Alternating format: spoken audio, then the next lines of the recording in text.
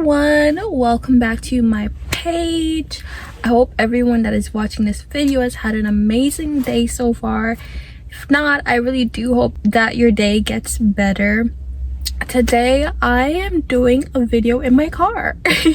This is not something I've ever thought about doing. I don't know, like I've been making videos for a little while now, but I don't think I've ever like intended to make a YouTube video in my car. I've been making like videos, like car videos, and posting it on like Instagram, on TikTok for so long. I don't know why I've never like made one in my car, like an actual YouTube video. Wanted to do a Q&A today. I thought it would be really good because I don't think I've ever done like a Q&A on this page, or I should say on this channel. I've never done like a Q&A, so I thought it would be like really good to do like a Q&A just to get to know me a bit more. So I'll just start off with my name, my age, and just like some random fun facts, I guess. If you don't know, my name is Reese. I am 20 and I am currently a college student, content creator, entrepreneur, and a podcaster. That's a lot. I don't know, I didn't realize until now how much that really is. I do a lot. I guess like the perfect question to segue into would be how do I manage my time being a college student, content creator, and also doing like entrepreneur stuff as well.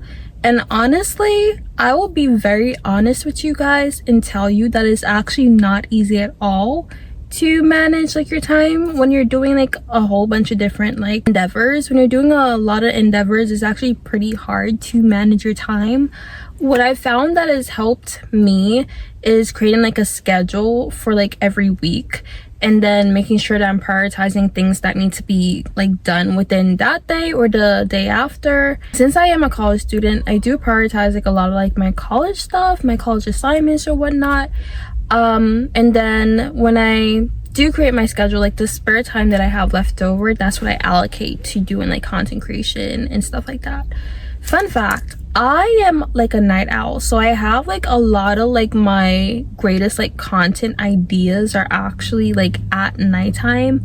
So I create a lot of my content at night, so it works out perfectly because during the day I'm able to go to class, get whatever needs to be done for that day pertaining to school, and then at nighttime I'm able to, you know, get my creative juices going and create content. Like I said, it's not easy at all, especially if you're like a really creative person. Like your brain is just always working. So even like during the day, sometimes I'm in class and I'll be like, oh, that would be a great video idea, that would be a great reel idea, that would be a great TikTok.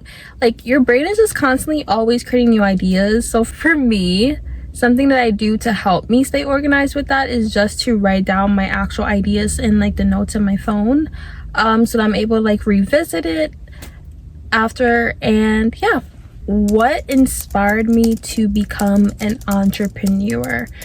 Whew, this is actually a really good one. Okay, so if you don't know, I started my first business, Annalisa Beauty, when I was 15. It was during 2020, during the pandemic.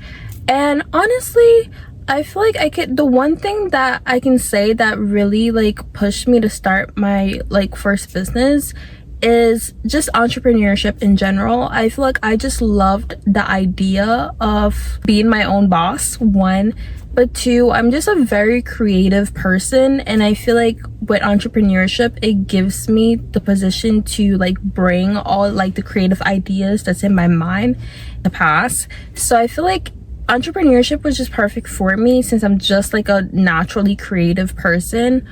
Also, I think just ownership. I feel like entrepreneurship gives you the privilege to be able to set your own schedule.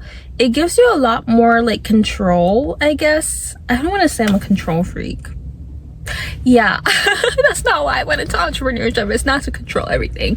But I think entrepreneurship does give you a lot more control and ownership over like your own time, your own space, and so on and so forth. And I feel like I'm someone that loves that.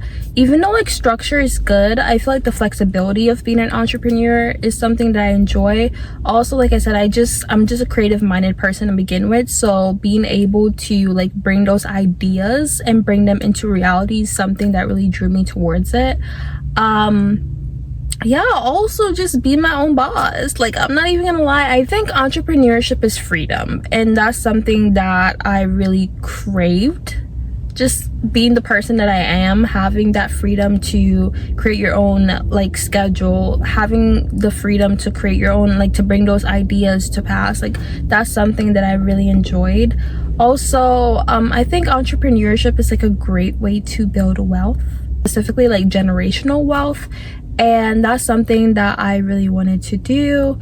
Yeah, that's it for the entrepreneurship thing. The next question is, what is my favorite place that I've ever traveled to? Okay, this is low-key like a loaded question, because I would say out of all the countries that I've visited, I really enjoyed Costa Rica. And I can't tell you guys what it was. It might have been those hot springs in La Fortuna or like La Paz waterfall, but I really enjoyed Costa Rica. Costa Rica was just really beautiful, really peaceful. I think that's the part about Costa Rica that I enjoy like the most. Like even like just walking outside our hotel, like it just gave this peaceful vibe. And I feel like that's something that I've realized, like leaving like the US, like things just feel so much more peaceful. I feel like we're not as, people outside the US are not as fast paced as like the culture in America is. So I don't know, like the vibes of traveling is something that I really admire. Just that peaceful vibe, like no one's in a rush for anything, or at least that's what it felt like when I was there. Like there was no rush, like people were just living in a moment and just living life, and that's something that I really admired in Costa Rica, but also just a lot of like the other places that I traveled to as well. Okay, next question. What is the best piece of advice that I've ever received? Okay, this is a loaded question and I feel like I've received like so much like good advice over the years, but honestly I would probably say like the best advice I've ever received was actually from a family member. I remember I honestly wasn't in the best place mentally, and I'll never forget, I had a family member come into my room and they were basically like, get up. They were like, you've literally spent this entire week in bed doing nothing.